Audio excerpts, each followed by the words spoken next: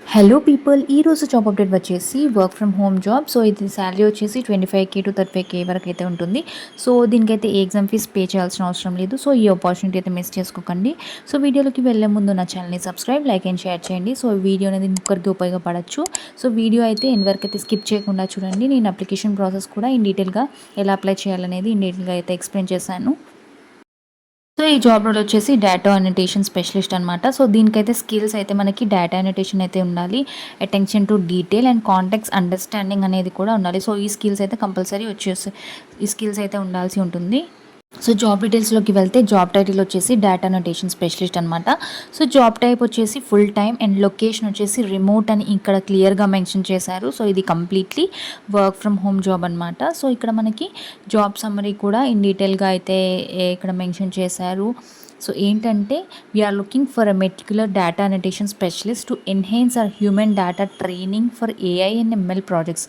So ఇక్కడ మనకి data training AI ఇంకా ఎంఎల్ ప్రాజెక్ట్స్ కోసం డేటా అనోటేషన్ స్పెషలిస్ట్ కోసం వాళ్ళు చూస్తున్నారని మెన్షన్ చేశారు. అండ్ ఇక్కడ చూసుకుంటే ఇక్కడ మనకి నెక్స్ట్ వచ్చేసి మీరు ఈ జాబ్స్ మీరు అయితే క్లియర్గా చదువుకొని ఈ జాబ్ మీకు ఆ స్కిల్స్ మ్యాచ్ అయితే మీ జాబ్కి అనేది అప్లై అనేది చేసుకోవచ్చు. అండ్ సో ఇక్కడ మనకి రిక్వైర్డ్ స్కిల్స్ అండ్ క్వాలిఫికేషన్ కూడా మెన్షన్ చేశారు. స్ట్రాంగ్ అటెన్షన్లో detail and focus on accuracy.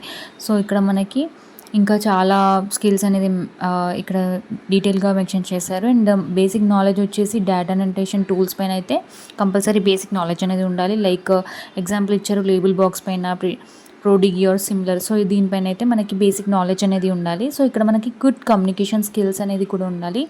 So మనకి ఎడిటేషన్ డెసిషన్స్ని ఎక్స్ప్లెయిన్ చేయడానికి మంచి స్కిల్స్ అనేవి కూడా ఉండాల్సి ఉంటుంది. సో ఇక్కడ మనకి proficiency in English with clear return and verbal communication skill. So English అనేది పర్ఫెక్ట్గా వచ్చి ఉండాలి అండ్ రాయటం అని చదవడం కూడా రావాల్సి ఉంటుంది. అండ్ సో ఈ స్కిల్స్ అయితే మీకు మ్యాచ్ అయితే మీకు కంపల్సరీ ఈ జాబ్కి అయితే అప్లై అయితే చేయండి.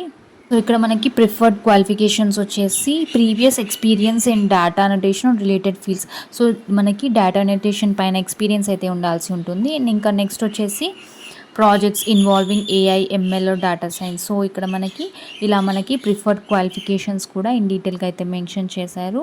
సో ఇక్కడ నెక్స్ట్ వచ్చేసి ఇక్కడ మనకి కీ రెస్పాన్సిబిలిటీస్ కూడా ఇన్ డీటెయిల్గా అయితే మెన్షన్ చేశారు. ఒకసారి అయితే చూసుకొని ఈ జాబ్కి అయితే అప్లై చేయండి.